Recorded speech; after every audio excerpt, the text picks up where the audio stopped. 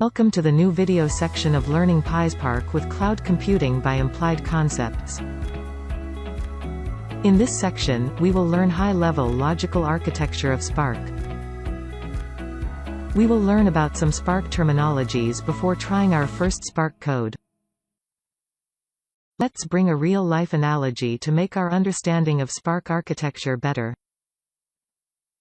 Imagine you have a chief architect in your organization.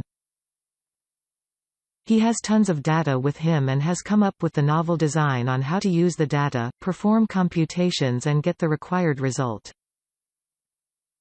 But our architect cannot do all this by himself. He needs someone's help. So, he delegates the work of resource allocation to Resource Manager.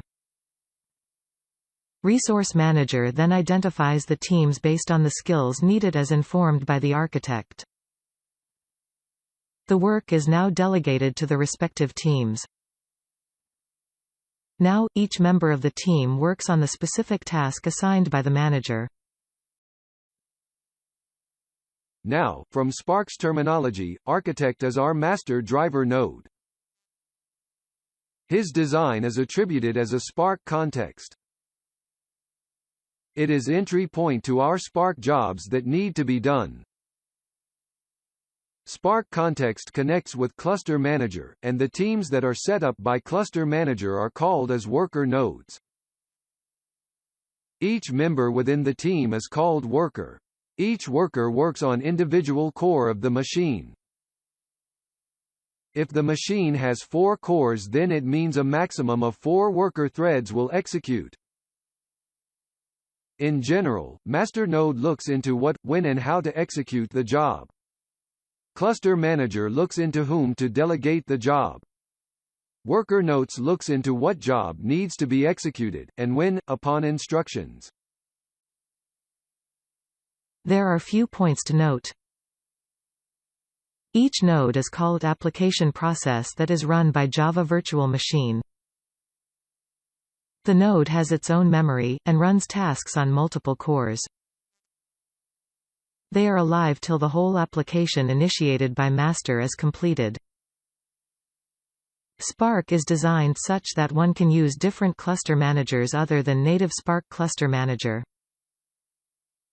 Mesos, Hadoop, Yarn, Kubernetes are some of the popular cluster managers.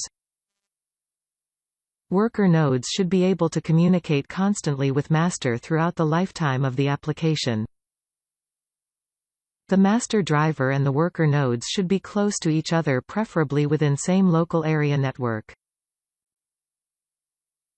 So, after all the discussion about Spark, where does PySpark fit here?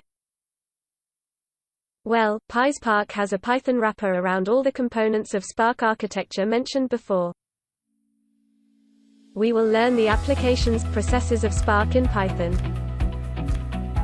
Let's start with our first PySpark job in the next video to give you the flavor. We will first install Spark environment and then work with Spark jobs. If you already have Spark installed in your machines, or using Spark from other application, you can skip the installation section. See you in the next video.